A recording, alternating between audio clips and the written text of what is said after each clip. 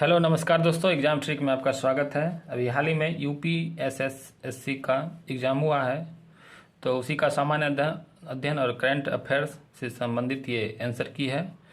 तो आप लोग मिलाइएगा और अपना भी देखिएगा मिला के कितना आंसर आ रहा है। तो चलिए देखते हैं। पहला क्वेश्चन है, किस युग में तांबे का पहली बार प्रयोग किया गया था? ताम्रपाषाण युग, मध्यपाषाण युग, पुरापाषाण युग या नवपाषाण युग? तो इसका ऑप्शन ए सही हो जाएगा, ताम्रपाषाण युग। किस स्थान पर प्रथम बौद्ध संगीति का आयोजन किया गया था? तो इसका किया गया था राजगीर में। अगला क्वेश्चन है, वह कौन व्यक्ति है जिसका नाम देवनाम प्रियदर्शी भी था? तो इसका ऑप्शन ए सही हो जाएगा, सम्राट अशोक। अगला क्वेश्चन है 4 नंबर क्वेश्चन, पितरादुरा या रंगीन पत्थर की जराई का काम किसके समय लोकप्रिय था? तो दोस्तों इसका आंसर हो जाएगा ऑप्शन ए, शाहजहां। जब ईस्ट इंडिया कंपनी की स्थापना हुई तब भारत पर किसका शासन था? तो ऑप्शन आप देख लीजिए इस प्रकार से है, ऑप्शन सी सही हो जाएगा, मुगल सम्राट। अगला क्वेश्चन है, भूदान ग्राम आंदोलन किसने शुरू किया था? तो इसको शुरू किया था विनोबा भावे ने। अगला क्वेश्चन है, भारत सरकार के किस अधिनियम के कारण बम्बई से सिंध प्रांत का निर्माण हुआ? तो ऑप्शन डी सही होगा, भारत सरकार अधिनियम 1935। अगला क्वेश्चन है, प्रसिद्ध युद्ध नारा चलो दिल्ली, दिल्ली चलो का नारा किसने दिया था? तो सुभाष चंद्र बोस ने दिया था। विश्व की सबसे ऊंची चोटी माउंट एवरेस्ट किसके बीच स्थित है? तो ये स्थित है भारत और नेपाल के बीच। अगला क्वेश्चन है, दांडी यात्रा के दौरान किस व्यक्ति ने महात्मा गांधी जी को आंदोलन में केवल पुरुष तक सीमित न रखने के लिए राजी किया था? तो ये हैं कमला देवी चट्टोपाध्याय। 11 नंबर क्वेश्चन है, भारतीय मानक समय ग्रीनविच मध्य समय से कितना आगे है? तो ये 5.5 घंटा आगे है। कौन जनसंख्या वितरण को प्रभावित करने वाला आर्थिक कारक नहीं है? तो ये खनिज हो जाएगा, ऑप्शन ए सही। भारत में अक्टूबर की गर्मी का मुख्य कारण क्या है? तो इसका ऑप्शन बी सही हो जाएगा, निम्न वेग हवाएं। अगला 14 नंबर क्वेश्चन है, किस नदी को बिहार का शोक कहते हैं? तो ये कोसी हो जाएगा, ऑप्शन डी सही। भारत में पंचवर्षीय योजना को अंतिम स्वीकृति किसके द्वारा दी जाती है? तो ये दिया जाता है राष्ट्रीय विकास परिषद द्वारा। किसी भी गतिशील अर्थव्यवस्था के प्रारंभिक चरणों में अधिकांश गतिविधियां किस क्षेत्र से संबंधित होती है? तो ऑप्शन ए सही हो जाएगा, प्राथमिक क्षेत्र से। अगला क्वेश्चन है, कौन सा हरित क्रांति की रणनीति का हिस्सा था? तो ऑप्शन ए, उच्च उपज देने वाली किस्मों के बीज। बी है रासायनिक उर्वरक और पीड़कनाशी। सी सिंचाई और डी या सभी। तो ऑप्शन डी सही हो जाएगा, इनमें से ये सभी है। कौन सा एक वाणिज्यिक बैंक नहीं है? तो ये सिडबी वाणिज्यिक बैंक नहीं है, अन्य सभी हैं।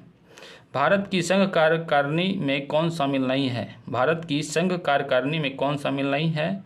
तो ये राज्यों के मुख्यमंत्री इसमें शामिल नहीं होते हैं। अगला क्वेश्चन है, किसके पास मौलिक अधिकार लागू करने की शक्ति है? तो ये सर्वोच्च न्यायालय और उच्च न्यायालय को ये शक्ति प्राप्त है। राष्ट्रीय मानवाधिकार आयोग किस मंत्रालय के अधीन है? तो दोस्तों ऑप्शन ए रक्षा मंत्री, बी गृह मंत्री, सी वित्त मंत्री और डी इनमें से कोई नहीं। तो इसका ऑप्शन डी सही हो जाएगा, इनमें से कोई नहीं। ये एक स्वतंत्र निकाय है, तो ये किसी मंत्रालय के अधीन कार्य नहीं करता है। अगला 22 नंबर क्वेश्चन है, किसे किसी केंद्र शासित प्रदेश में उच्च न्यायालय स्थापित करने का अधिकार है? तो ऑप्शन ए सही हो जाएगा, संसद को। किस अनुच्छेद में भारतीय सर्वोच्च न्यायालय की स्थापना और गठन के बारे में चर्चा है? तो ऑप्शन डी सही हो जाएगा, अनुच्छेद 124।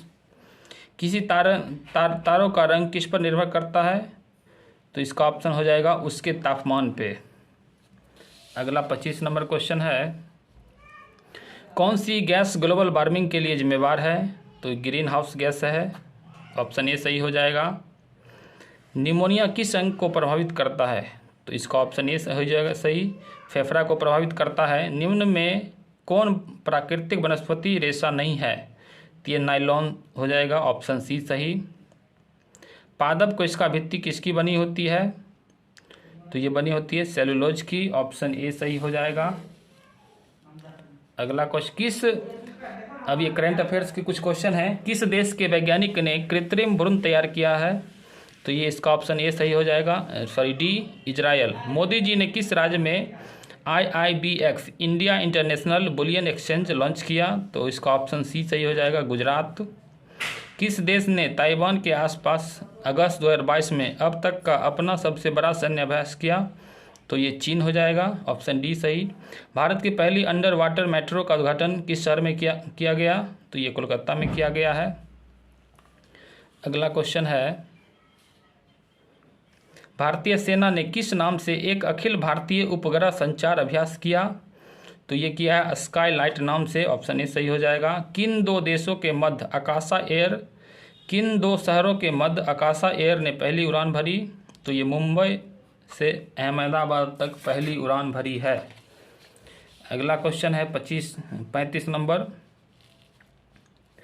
आज़ादी के अमृत महोत्सव के तहत बढ़े चलो अभियान किस मंत्रालय ने शुरू किया? तो इसको शुरू किया संस्कृति मंत्रालय ने, ऑप्शन ए सही। किस मंत्रालय ने भारतीय भाषा प्रौद्योगिकी को आगे बढ़ाने के लिए A14 भारत में नीलकेनी केंद्र की शुरुआत की? तो इसका ऑप्शन ए सही होगा, IIT मद्रास। भारत का हर घर जल प्रमाणित राज्य बना है? तो ये गोवा है, ये पहला राज्य बना है हर घर जल प्रमाणित राज्य। कौन भारत का पड़ोसी देश नहीं है? तो ऑप्शन डी सही हो जाएगा, UAE। अगला क्वेश्चन, हंगरी की मुद्रा क्या है? तो हंगरी की मुद्रा आती है फोरिट। भाषा के आधार पर बनने वाला भारत का पहला राज्य, ऑप्शन बी हो जाएगा सही, आंध्र प्रदेश। लोकसभा में पद धारण करने की न्यूनतम आयु क्या है? तो ये 25 वर्ष है, ऑप्शन सी सही। अंतर्राष्ट्रीय जैव विविधता दिवस ये 22 मई को मनाई जाती है। विश्व का सबसे बड़ा नदी द्वीप कौन सा है? तो ये माजुली हो जाएगा, असम में है माजुली द्वीप। नौटंकी लोक नृत्य किस राज्य का है? तो ये उत्तर प्रदेश का है, ऑप्शन सी सही। अगला क्वेश्चन है, अंतर्राष्ट्रीय ओलंपिक समिति का मुख्यालय कहाँ है? तो यह है स्विट्जरलैंड में, ऑप्शन ए सही।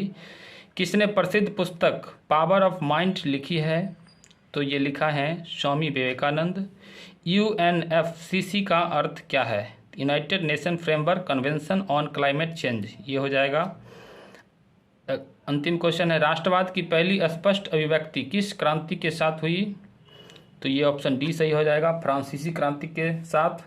दोस्तों ये आपको अच्छा लगे तो आप इसको लाइक करिए, चैनल को सब्सक्राइब करिए। धन्यवाद।